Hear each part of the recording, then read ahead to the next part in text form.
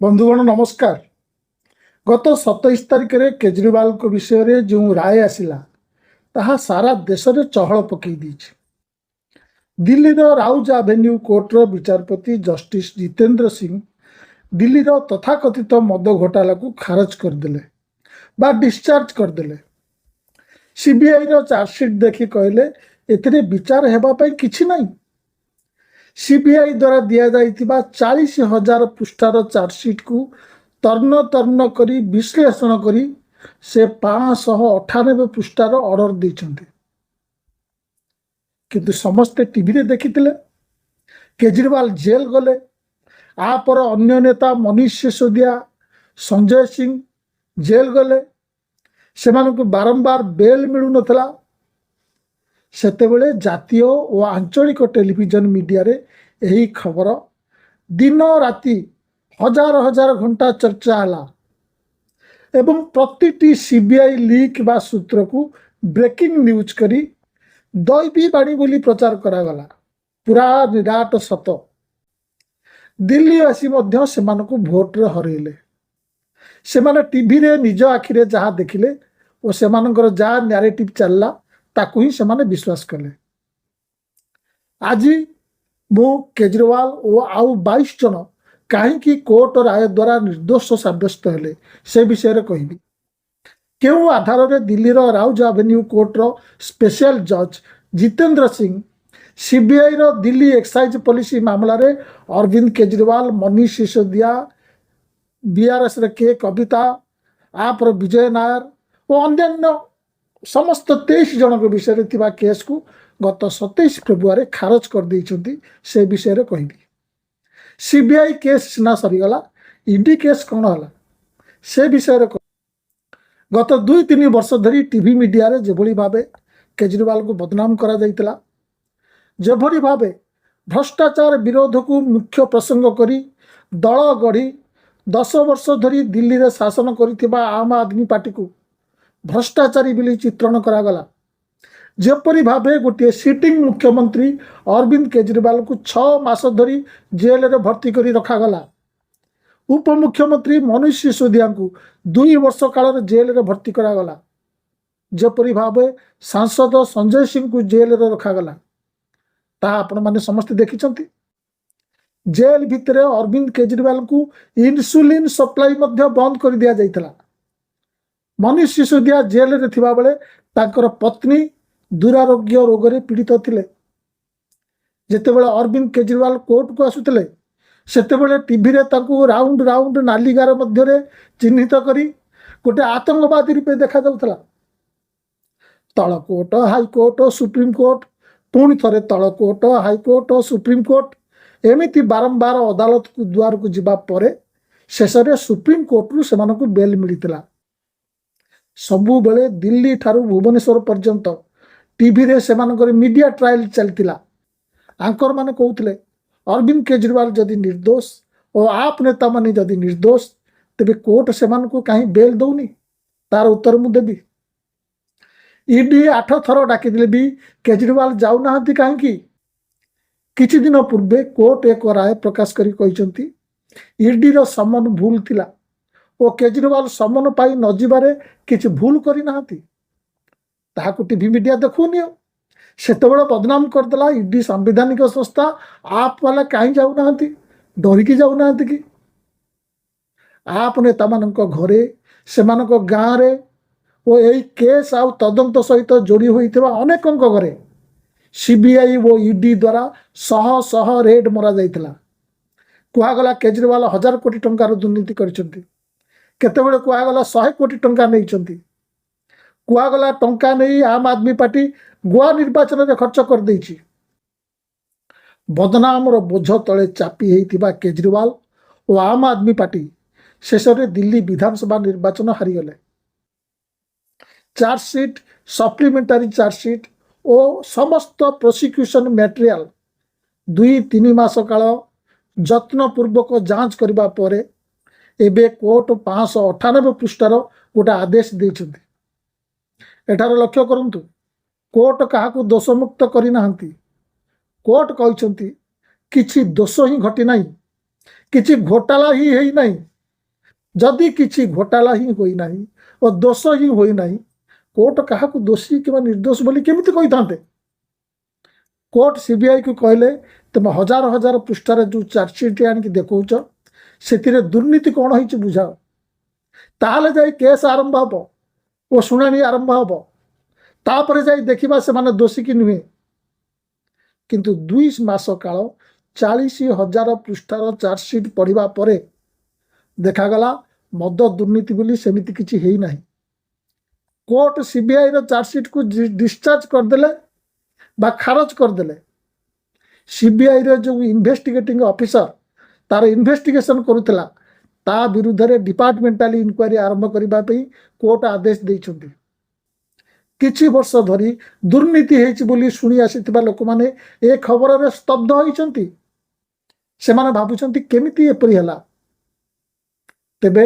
एमती रिया चक्रवर्ती सहित होइतिला एमती शाहरुख खान को पुओ सहित होइतिला एमती एबे उमर खालिद को सह होउची एमती एबे सोनम यांगचुंग को सहित होउची केवल जेल और मीडिया ट्रायल एबे केस टी कौन थला आगो बुझंतु मु तार मूल सारांश संक्षेप रे कहूची सीबीआई द्वारा ए मामला रे करा जाइतिबा मूल अभियोग थिला जे 2021-22 रो दिल्ली अबकारी नीति बा मद नीति संपूर्ण भावे मालाफाइड थिला अभिसंधिमूलक थिला अभियोग अनुसार केतक व्यवसायी इशारा रे आप सरकार 2020-21 रे गोटे नुआ अबकारी नीति प्रस्तुत करथिला अभियोग होइतला जे एक षडयंत्र भावे नीति रे एमिति परिवर्तन करा जाइतला जहा फल रे मदर होलसेलर बा डिस्ट्रीब्यूटर व्यवसायी लाभ 5% रु 12% को वृद्धि पाइथिला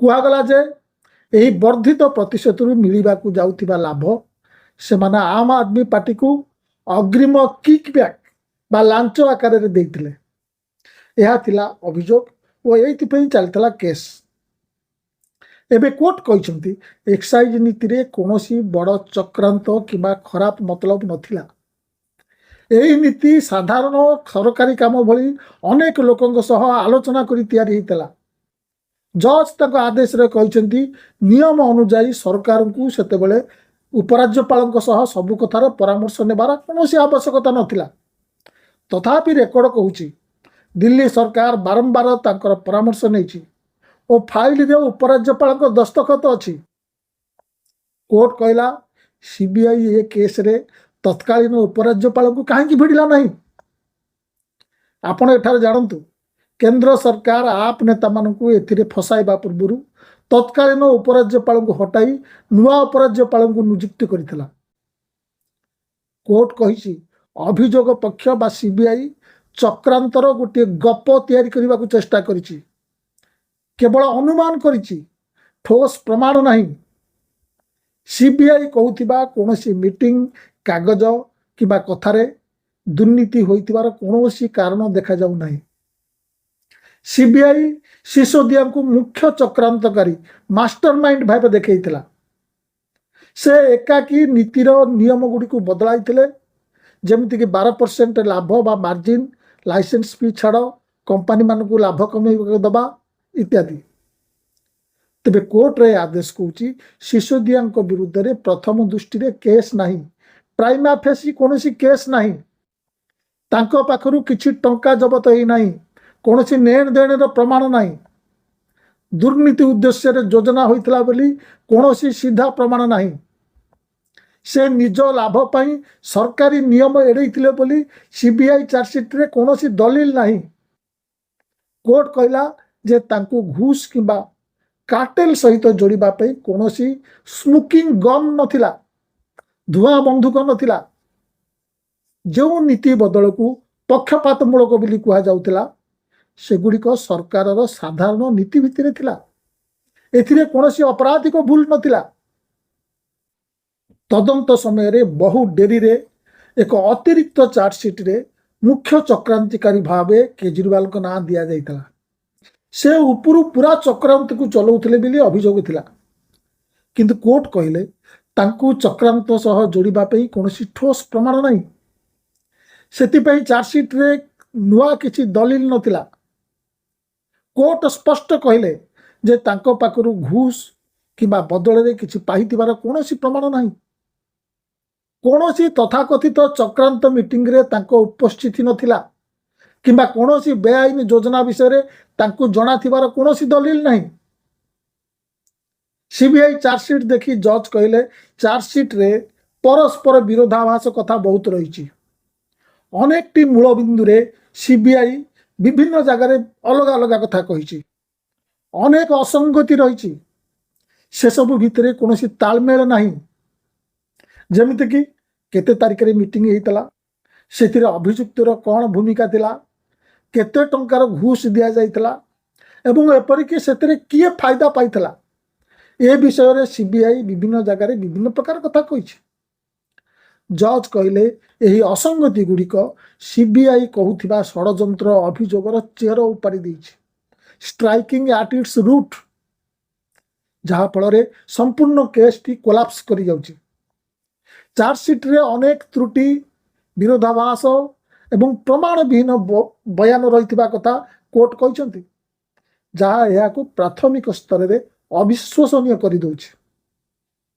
ଆଉ ଗୋଟିଏ କଥା ହେଲା, ସିବିଆଇ ଏ ମାମଲାରେ ଆପ୍ରୁଭରଙ୍କ ବୟାନକୁ ସମ୍ପୂର୍ଣ୍ଣ ମାମଲାର ମେରୁଦଣ୍ଡ ଭାବେ ଗ୍ରହଣ କରିଥିଲା। ସେମାନଙ୍କ ବୟାନକୁ ଏମିତି ବ୍ୟବହାର କରାଗଲା ଯାହାଫଳରେ ମାମଲାରେ ଥିବା ଫାଙ୍କା ଜାଗା ଗୁଡ଼ିକୁ ପୂରଣ କରାଯାଇପାରିବ ଏବଂ ଅଧିକ ଲୋକଙ୍କୁ ଏଥିରେ ଫସେଇ ଦିଆଯାଇପାରିବ। କୋର୍ଟ ସିବିଆଇର ଏହି କାର୍ଯ୍ୟଶୈଳୀକୁ କଠୋର ଭାବେ ସମାଲୋଚନା କରି କହିଛନ୍ତି ଯେ ଏଇଟା ଅନୁମତିଯୋଗ୍ୟ ନୁହେଁ ଏବଂ ଏହା ଗୋଟିଏ ଭୟଙ୍କର ତଥା ଅସ୍ୱାସ୍ଥ୍ୟକର ଉଦାହରଣ ସୃଷ୍ଟି କରୁଛି। ଆପ୍ରୁଭରଙ୍କ ବୟାନକୁ ଏଭଳି ସ୍ଥାନରେ ରଖାଯାଇଛି ଏବଂ ଏପରି ଗୁରୁତ୍ୱ ଦିଆଯାଇଛି ଯେମିତି ତାହା ହିଁ ଅକାଟ୍ୟ ସତ୍ୟ। ଆଇନ ଏହାକୁ ଗ୍ରହଣ କରିବ ନାହିଁ, ଯେଉଁଠାରେ ଜଣେ ଆପ୍ରୁଭରଙ୍କୁ ବାରମ୍ବାର ଏମିତି ବୟାନ ବଦଳାଇବାକୁ ଦିଆଯାଉଛି, ଯାହାଫଳରେ ସରକାରୀ ପକ୍ଷର ମାମଲାକୁ କ୍ରମାଗତ ଭାବରେ ସଜଡ଼ା ଯାଉଛି, ବିସ୍ତାର କରାଯାଉଛି କିମ୍ବା ନୂଆ ରୂପ ଦିଆଯାଉଛି ପ୍ରତ୍ୟେକ ଥର ଏବଂ ସମ୍ପୂର୍ଣ୍ଣ ପ୍ରକ୍ରିୟାକୁ ସତ୍ୟର ଅନୁସନ୍ଧାନ ପରିବର୍ତ୍ତେ ଏକ ଗପ ତିଆରି କରିବା ପ୍ରକ୍ରିୟାରେ ପରିଣତ କରୁଛି। କୋର୍ଟ ସ୍ପଷ୍ଟ କରିଛନ୍ତି ଯେ ବିନା କୌଣସି ପାର୍ଶ୍ୱ ପ୍ରମାଣ, କୋଲାବୋରେସନରେ ଏବଂ ବାରମ୍ବାର ସଂଶୋଧିତ କରାଯାଇଥିବା ଆପ୍ରୁଭରଙ୍କ ବୟାନ କୌଣସି ଅପରାଧିକ ମାମଲାର ଭିତ୍ତିଭୂମି ହୋଇପାରିବ ନାହିଁ। ଏହି ଘଟଣାର ନିର୍ଲଜ୍ଜତାକୁ ଦେଖନ୍ତୁ। ବିନା କୌଣସି ମନି ଟ୍ରେଲର ଉପସ୍ଥିତିରେ ଓ କୌଣସି ଠୋସ୍ ପ୍ରମାଣ ନଥାଇ କେବଳ 2 ଜଣ ଆପ୍ରୁଭରଙ୍କ କଥାରେ କେଜରିୱାଲ ଓ ଅନ୍ୟମାନଙ୍କୁ ଜେଲରେ ରଖାଯାଇଥିଲା। ସେ ଆପ୍ରୁଭର ମାନେ କିଏ? ଯିଏ ଖୋଦ ଏ କେସରେ ଅଭିଯୁକ୍ତ ହୋଇ ଜେଲରେ ଥିଲେ, ବାରମ୍ବାର ତା ପୂର୍ବରୁ ବୟାନ ଦେଇକି କେଜରିୱାଲଙ୍କୁ କ୍ଲିନ୍ ଚିଟ୍ ଦେଇଥିଲେ, କିନ୍ତୁ ବେଲ୍ ମିଳିବ ବୋଲି ଇଡି କହିବାରୁ ଶେଷରେ ସେମାନେ ନିଜର ମତ ବଦଳାଇଥିଲେ। କୋର୍ଟ କହିଲେ ଦିସ୍ ଇଜ୍ ନଟ୍ ଡନ୍। ଆପ୍ରୁଭର ତାର ବାରମ୍ବାର ମତ ବଦଳାଇଛି। ଯେତେବେଳେ କେଜରିୱାଲଙ୍କ ବିରୁଦ୍ଧରେ ସେ କହୁଛି ତମେ ସେଇଟାକୁ ଗ୍ରହଣ କରୁଛ। ଏହି ସମ୍ପୂର୍ଣ୍ଣ ମାମଲାଟି କେବଳ ବିଭିନ୍ନ ବୟାନ ଓ ଅନୁମାନ ଉପରେ ପର୍ଯ୍ୟବେସିତ ଥିଲା। ଏଥିରେ କୌଣସି ସମସାମୟିକ ଦଲିଲ, ଇମେଲ, କଲ୍ ଡାଟା ରେକର୍ଡ କିମ୍ବା ଫୋରେନ୍ସିକ୍ ପ୍ରମାଣ ନଥିଲା, ଯାହାକି ଅଭିଯୁକ୍ତମାନଙ୍କ ଭିତରେ କାର୍ଟେଲାଇଜେସନ କିମ୍ବା ଗୋଷ୍ଠୀଗତ ଚକ୍ରାନ୍ତ କିମ୍ବା ଲାଞ୍ଚ କାରବାରକୁ ପ୍ରମାଣିତ କରିପାରିବ। କୋର୍ଟ କହିଛନ୍ତି ଯେ ସିବିଆଇ ଦ୍ୱାରା ଉପସ୍ଥିତ ତଥ୍ୟ ଗୁଡ଼ିକ କେବଳ ଧାରଣା, କଳ୍ପନା ଏବଂ ଅନୁମାନ ଉପରେ ଆଧାରିତ ଥିଲା, ଯାହା କୌଣସି ପ୍ରକାର ଏକ ଗ୍ରହଣଯୋଗ୍ୟ ଆଇନଗତ ପ୍ରମାଣ ନୁହେଁ। ଦେଖନ୍ତୁ, ରାଉଜ ଆଭେନ୍ୟୁ କୋର୍ଟର ଏହି ଜଜ୍ ଜିତେନ୍ଦ୍ର ସିଂ ଜଣେ କଡ଼ା ଜଜ୍ ବୋଲି ଜଣାଶୁଣା। କିଛି ଦିନ ପୂର୍ବରୁ ଦିଲ୍ଲୀର ବିଜେପି ମନ୍ତ୍ରୀ କପିଲ ମିଶ୍ରଙ୍କ ଦ୍ୱାରା ତାଙ୍କ ବିରୁଦ୍ଧରେ ଥିବା କେସ୍କୁ ଖାରଜ କରିବା ପାଇଁ ଗୋଟିଏ ଆବେଦନକୁ ସେ ନାକଚ କରିଦେଇଥିଲେ। 598 ପୃଷ୍ଠାର ସେ ଜଜମେଣ୍ଟ ଲେଖିଛନ୍ତି। କୋର୍ଟ କହିଲେ ମୁଖ୍ୟ ଅଭିଯୋଗ ଗୁଡ଼ିକୁ ସମର୍ଥନ କରିବା ପାଇଁ କୌଣସି ନିଶ୍ଚିତ ଦଲିଲ କିମ୍ବା ଇଲେକ୍ଟ୍ରୋନିକ ପ୍ରମାଣ ମିଳିନାହିଁ। ସିବିଆଇ ପକ୍ଷରୁ ଫାଇଲ ନୋଟିଂ, ବୈଠକର ମିନିଟ୍ସ ଅଫ୍ ମିଟିଂ ଏବଂ ଫାଇଲର ଗତିବିଧିକୁ ସିସୋଦିଆ ଓ ଅନ୍ୟମାନଙ୍କ ଦ୍ୱାରା କରାଯାଇଥିବା ହେରଫେରର ପ୍ରମାଣ ଭାବେ ଦର୍ଶାଯାଇଥିଲା। କୋର୍ଟ କହିଛନ୍ତି ବରଂ ଏହାର ଓଲଟା ଏହି ଫାଇଲ ଗୁଡ଼ିକରୁ ଜଣାପଡ଼ୁଛି ଅବକାରୀ ପଲିସି ତିଆରି ସମୟରେ ପ୍ରକୃତ ସାଂସ୍ଥାନିକ ଆଲୋଚନା ହୋଇଛି ଏବଂ ପ୍ରଶାସନିକ ପରାମର୍ଶ ନିଆଯାଇଛି। ଏଥିରେ ଉପରାଜ୍ୟପାଳଙ୍କ କାର୍ଯ୍ୟାଳୟ ଓ ଅନ୍ୟାନ୍ୟ ବିଭାଗର ମତାମତ ମଧ୍ୟ ସାମିଲ ରହିଛି। ସିବିଆଇ ଯାହାକୁ ଅପରାଧର ଜ୍ୱଳନ୍ତ ପ୍ରମାଣ ସ୍ମୋକିଂ ଗନ୍ସ ବୋଲି କହୁଥିଲା, ତାହା ପ୍ରକୃତରେ ଥିଲା ଶାସନ ପରିଚାଳନାର ଏକ ଉପଯୁକ୍ତ ସାଧାରଣ ପଦକ୍ଷେପ। କୋର୍ଟ କହିଛନ୍ତି ଫାଇଲ ଗୁଡ଼ିକୁ ଯତ୍ନର ସହ ପଢ଼ିବା ପରେ ଏହା କୌଣସି ଚକ୍ରାନ୍ତ ନୁହେଁ, ବରଂ ତାହାର ସମ୍ପୂର୍ଣ୍ଣ ଓଲଟା ପ୍ରମାଣିତ ହେଉଛି। ବ୍ୟାପକ ଚଢ଼ଉ ଓ ଜବତ ସତ୍ତ୍ୱେ ସିବିଆଇ ଅଭିଯୁକ୍ତ କିମ୍ବା ଆମ୍ ଆଦମୀ ପାଖରେ ପହଞ୍ଚିଥିବା କୌଣସି ଅପରାଧରୁ ମିଳିଥିବା ଆୟ ତାର ପ୍ରମାଣ ପାଇପାରି ନାହିଁ। କଥିତ ଅଗ୍ରିମ ଲାଞ୍ଚ ଏବଂ କମିଶନର କୌଣସି ପ୍ରମାଣ ମିଳିନାହିଁ କିମ୍ବା ସେ ଟଙ୍କା ଉଦ୍ଧାର ହେଇନାହିଁ। ନା ବ୍ୟାଙ୍କ ଆକାଉଣ୍ଟରେ ମିଳିଛି, ନା ଘରୁ କ୍ୟାସ୍ ମିଳିଛି, ନା ଗାଁରୁ ମିଳିଛି, ନା କୌଣସି ନୂଆ ସମ୍ପତ୍ତି ଖୋଲା ହେଇଛି, ନା ପାର୍ଟିର ବାଲାନ୍ସ ବଢ଼ିଛି। କୌଣସି ପ୍ରମାଣ ସିବିଆଇ ଦେଇନି। ଟଙ୍କା କୁଆଡ଼େ ଗଲା? କୋର୍ଟ କହିଛନ୍ତି ଯେ ସିବିଆଇ ଚିହ୍ନଟ କରିଥିବା ଲୋକଙ୍କ ପାଖକୁ ସେମିତି ଟଙ୍କା ଯାଇଥିବାର କୌଣସି ବିଶ୍ୱସନୀୟ କିମ୍ବା ଅନୁସନ୍ଧାନ ଯୋଗ୍ୟ ପ୍ରମାଣ ମନି ଟ୍ରେଲ ନାହିଁ। କୌଣସି ପ୍ରକାରର ଅର୍ଥ ଉଦ୍ଧାର ନହେବା କିମ୍ବା କୌଣସି ସିଧାସଳଖ ଆର୍ଥିକ ସମ୍ପର୍କ ରହିନଥିବା ଏହି ମାମଲାଟାକୁ ଦୁର୍ବଳ କରିଦେଉଛି। କୋର୍ଟ ଏକଥା କହିଛନ୍ତି। ସିବିଆଇ ଦାବି କରିଥିଲା ଯେ ନୂଆ ଲିକର ପଲିସି ଲାଇସେନ୍ସଧାରୀମାନଙ୍କୁ ଅହେତୁକ ସୁବିଧା ପ୍ରଦାନ କରି ସରକାରୀ ଟ୍ରେଜେରୀକୁ ବହୁ ପରିମାଣରେ ରାଜସ୍ୱ କ୍ଷତି ପହଞ୍ଚାଇଛି। କୋର୍ଟ କହିଲେ ଏହାଦ୍ୱାରା ଯଦି ବି କିଛି ରାଜସ୍ୱ ହାନି ଘଟିଥାଏ, ଯେଉଁଟାକି ବିବାଦୀୟ, କେବଳ କମ୍ ରାଜସ୍ୱ ଆଦାୟ ହେଲା ବୋଲି ଗୋଟିଏ ନୀତିଗତ ନିଷ୍ପତ୍ତିକୁ ଭ୍ରଷ୍ଟାଚାର ନିବାରଣ ଅଧିନିୟମ ଅନ୍ତର୍ଗତ ଅପରାଧ ବୋଲି କୁହାଯାଇପାରିବନି। ଏଇଟା ପ୍ରିଭେନ୍ସନ୍ ଅଫ୍ କରପ୍ସନ୍ ଆକ୍ଟ ଅନ୍ତର୍ଗତ ଅପରାଧ ନୁହେଁ, ଯେପର୍ଯ୍ୟନ୍ତ କୌଣସି ଅସାଧୁ ଉଦ୍ଦେଶ୍ୟ କିମ୍ବା ବ୍ୟକ୍ତିଗତ ଆର୍ଥିକ ଲାଭର ପ୍ରମାଣ ନ ମିଳିଛି। କୋର୍ଟ କହିଛନ୍ତି ଯେ କେବଳ କଥିତ ରାଜସ୍ୱ କ୍ଷତି ଏକ ଅପରାଧରେ ପରିଣତ ହୋଇପାରିବ ନାହିଁ। କୋର୍ଟ ଅନୁସନ୍ଧାନର କିଛି ଅଂଶକୁ ପୂର୍ବ ପରିକଳ୍ପିତ ଏବଂ ପ୍ରାୟୋଜିତ ପ୍ରିମେଡିଏଟେଡ୍ ଆଣ୍ଡ କୋରିଓଗ୍ରାଫ୍ଡ ବୋଲି ଦର୍ଶାଇଛନ୍ତି, ଯେଉଁଥିରେ ପ୍ରମାଣ ଗୁଡ଼ିକୁ ମନ ଇଚ୍ଛା ଚୟନ କରାଯାଇଛି। ନିର୍ଦ୍ଦୋଷ ପ୍ରମାଣ କରୁଥିବା ତଥ୍ୟକୁ ବାଦ ଦିଆଯାଇଛି। ଏଥିରେ ସିବିଆଇର ଯୁକ୍ତିକୁ ଖଣ୍ଡନ କରୁଥିବା ବିଶେଷଜ୍ଞଙ୍କ ମତାମତ ମଧ୍ୟ ସାମିଲ ଅଛି, ତାକୁ ବାଦ ଦିଆଯାଇଛି। କିଛି ରେକର୍ଡକୁ ନଷ୍ଟ କରାଯାଇଛି ସିବିଆଇ ଦ୍ୱାରା କିମ୍ବା କୋର୍ଟରେ ଉପସ୍ଥାପନ କରାଯାଇ ନାହିଁ ଏବଂ ଆପ୍ରୁଭର ମାନଙ୍କୁ ଅକାଟ୍ୟ ସତ୍ୟବାଦୀ ଭାବେ ଗ୍ରହଣ କରାଯାଇଛି। କୋର୍ଟ ଏହି ମାମଲାରେ ତ୍ରୁଟିପୂର୍ଣ୍ଣ ତଦନ୍ତ କରିଥିବା ଅପରାଧୀଙ୍କର ବିରୁଦ୍ଧରେ ବିଭାଗୀୟ ତଦନ୍ତ ପାଇଁ ନିର୍ଦ୍ଦେଶ ଦେଇଛନ୍ତି। କୋର୍ଟ ଏହି ତଦନ୍ତକୁ ସ୍ୱଚ୍ଛତା, ସ୍ଥିରତା ଓ ପ୍ରକ୍ରିୟାଗତ ଅନୁସନ୍ଧାନରୁ ବିଚ୍ୟୁତ ବୋଲି ବର୍ଣ୍ଣନା କରିଛନ୍ତି। ଶେଷରେ ଜଜ୍ କହିଛନ୍ତି the court has no hesitation in holding that the material placed on record does not disclose even a prima facie case, much less any grave suspicion against any of the accused persons। ବା ରେକର୍ଡରେ ଉପସ୍ଥାପନ କରାଯାଇଥିବା ତଥ୍ୟ ଆଧାରରେ କୌଣସି ବି ଅଭିଯୁକ୍ତଙ୍କ ବିରୁଦ୍ଧରେ ପ୍ରାଥମିକ ଦୃଷ୍ଟିରୁ ପ୍ରାଇମା ଫେସି କିମ୍ବା କୌଣସି ଗୁରୁତର ସନ୍ଦେହଜନକ ମାମଲା ରହିନାହିଁ ବୋଲି କହିବାରେ ଏହି କୋର୍ଟଙ୍କର କୌଣସି ଦ୍ୱିଧା ନାହିଁ। ସମସ୍ତ 23 ଜଣ ଅଭିଯୁକ୍ତଙ୍କୁ ସମସ୍ତ ଅପରାଧ IPC, prevention of corruption act ଏସବୁଥିରୁ ଡିସଚାର୍ଜ କରାଯାଇଛି। ଏହି ମୁକ୍ତି ସମ୍ପୂର୍ଣ୍ଣ ରୂପେ ମେରିଟ୍ସ ଭିତରେ କରାଯାଇଛି, ଯାହାକି ଚାର୍ଜ ଫ୍ରେମିଂ ସମୟରେ ଏକ ସମ୍ପୂର୍ଣ୍ଣ କ୍ଲିନ୍ ଚିଟ୍ ସହ ସମାନ। ଆସନ୍ତୁ ଦେଖିବା ଏହି କଥିତ ମଦ ଘୋଟାଲାର ମୂଳ ଅଭିଯୋଗ କ'ଣ ଥିଲା। ମୂଳ ଅଭିଯୋଗ ଥିଲା ଆପ୍ ସରକାର ନୂଆ ଅବକାରୀ ନୀତି ଆଣି ଡିଷ୍ଟ୍ରିବ୍ୟୁଟର ମାନେ ଏଣିକି 12% ଲାଭ କରିପାରିବେ ବୋଲି ନିୟମ କଲା, ଯାହା ଆଗରୁ 5% ଥିଲା। ସିବିଆଇ କହୁଥିଲା ଯେ ଏହି 12% ଲାଭ ଦେଇ ଡିଷ୍ଟ୍ରିବ୍ୟୁଟର ମାନଙ୍କୁ ବହୁତ ବଡ଼ ଲାଭ ଦିଆଗଲା ଓ ସେହି ଲାଭରୁ ଡିଷ୍ଟ୍ରିବ୍ୟୁଟର ମାନେ ଆମ୍ ଆଦମୀ ପାର୍ଟିକୁ ଆଗୁଆ ଘୁଷ ଦେଲେ। ଏହି କଥା ଗତ 3 ବର୍ଷ ଧରି ଆମେ ବିଜେପି ନେତାମାନଙ୍କ ଠାରୁ ଓ ଟିଭି ଆଙ୍କରମାନଙ୍କ ଠାରୁ ଶୁଣି ଆସିଛୁ। କିନ୍ତୁ କୋର୍ଟ ଖୋଦ ସିବିଆଇର ସାକ୍ଷୀମାନେ ଦେଇଥିବା ବୟାନକୁ ଦେଖି କହିଲେ यह अर्थनीति गणना दृष्टि पूरापूरी भूल। जहाँ सीबीआई और मीडिया कहून ताला आगु 5% मार्जिन को सर्वनिम्न भाव में रखा जाइतला, मिनिमम मार्जिन 5% बोली कह जाइतला। अर्थात जड़े 15% मार्जिन मध्य रखिपर, किंतु आप सरकार आनिथिबा नुआ अबकारी नीति रे सर्वाधिक मार्जिन सीमा 12% रे सीमित रखागला। अर्थात जड़े डिस्ट्रीब्यूटर आग भली 5% रु कम मार्जिन पाइब नहीं और ता सहित मन इच्छा 12% रु अधिक मार्जिन रखिपर ना। एथिरे भूल कौन थिला? आप यही कथा बारंबार प्रेस कॉन्फ्रेंस करी कहितला। एपरिकी मनीष सिसोदिया बेल शुणाणी बेले सुप्रीम कोर्ट विचारपति संजीव खन्ना कहते विचार चलिले ट्रायल चलला बेले ए केस 2 मिनिट रे फ्लाट हो, किंतु सेते बेले से केवल बेल आवेदन शुणाणी करते, ट्रायल कर। संजीव खन्ना आईन रे विशेषकर पीएमएल आईन रे बंधा थिले।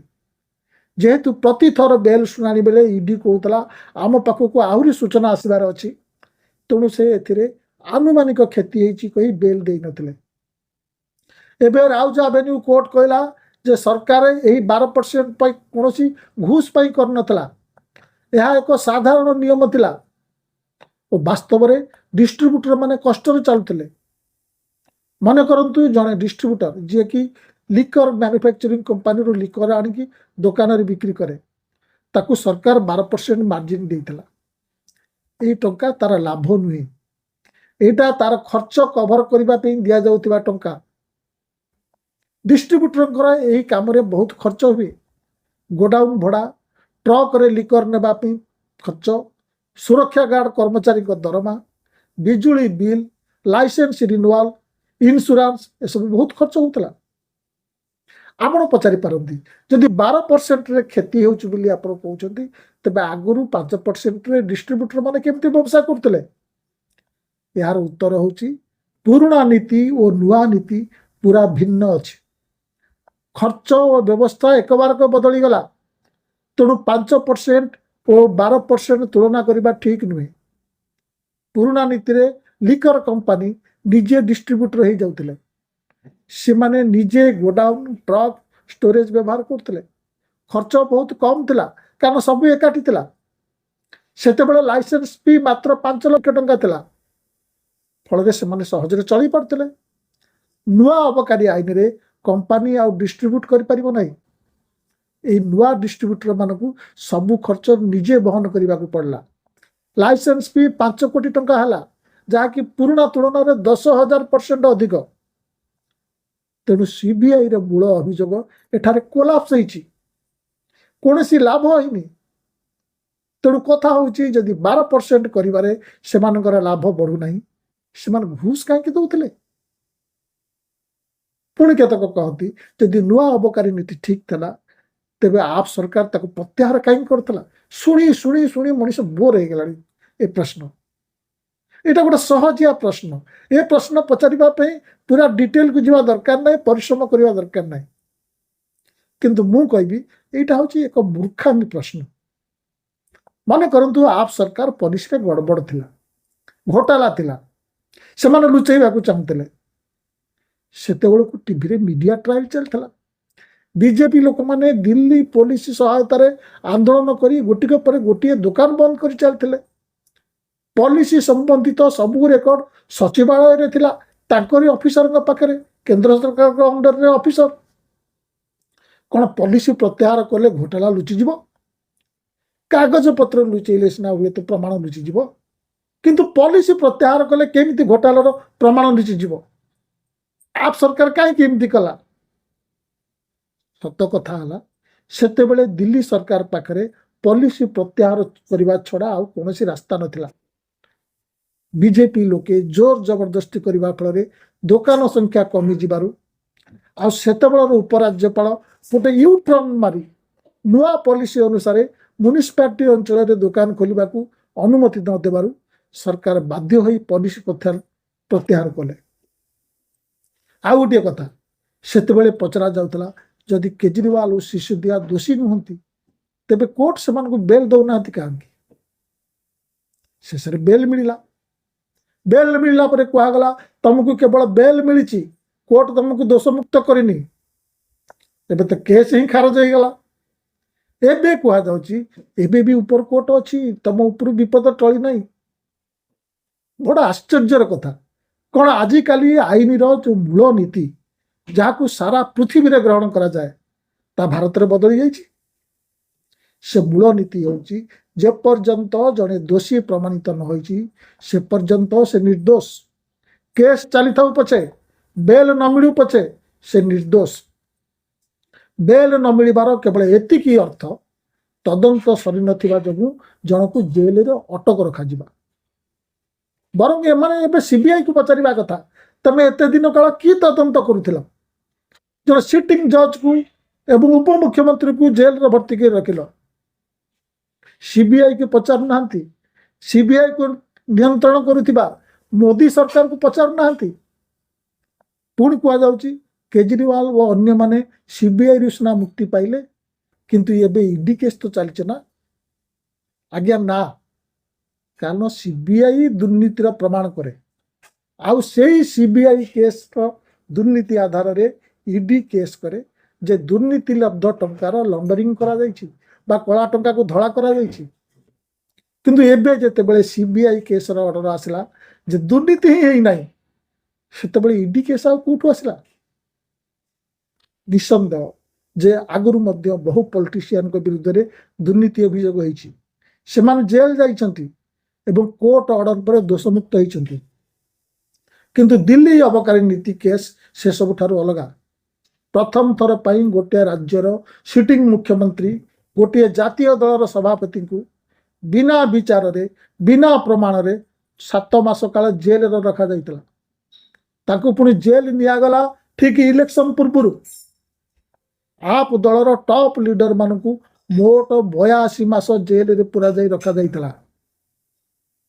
ए घटनार कौन वार्ता आसु जदि गोटे सरकार सहित एमती हो पारुची तेबे आउ जेकोसी विपक्ष सरकार सहित एटा हो पारिबो। विरोधी दल मानकू खत्म करिबा पई किंबा पाद तले रखिबा पई आईन रो संशोधन करी ताकू अस्त्र भाव में व्यवहार करागला। निर्वाचन रे लाभ पाइबा पई विरोधी सरकार रो नेता को गिरफ्त करागला। जे बोलो मानिला ता विरुद्ध रे तिबा केस प्रत्याहार होला। जे बोलो न मानिला पछे केस रे हारजिबो किंतु दीर्घ समय पर्यंत ताकू बेल न देई जेल रे भर्ती करी तार राजनैतिक छवि और पूंजी को खत्म कर दियो जेमती सा उठी पारिबो नाही। एबे ए डिस्चार्ज विरुद्ध रे सीबीआई हाईकोर्ट को जाइछि। वरिष्ठ आईनज्ञ अभिषेक मनु सिंघवी कहवा अनुसार एभली डिस्चार्ज ऑर्डर को ऊपर कोर्ट स्टे दबार बा पलटेबार 99.99% चांस नहीं। बंधुगण दिल्ली अबकारी नीति पर तदंत एवं एबेकार यही आदेश भारतीय गणतंत्र पाई गोटे जुगान्तकारी मुहूर्त। यही मामला भारतीय केंद्रीय तदंत एजेंसी गुड़िकर पूर्ण राजनैतिककरण को रोकवा गोटे सुजोग देछि। आ गोटे कथा कहबी शेष रे मार्च 2025 रे अमेरिकार अदालत चिकागो सहर द्वारा 2 जन व्यक्तिगत लोक फल्टन एवं मिचेल ताकू भूल भाव रे जेल रे रखिथिबा पई $120 मिलियन 1000 कोटी टंका रु अधिक क्षतिपूरण देइछन्ती। एबे आप नेता माने जहाँ हरैछन्ती सेति पे किए क्षतिपूरण दबो। नमस्कार।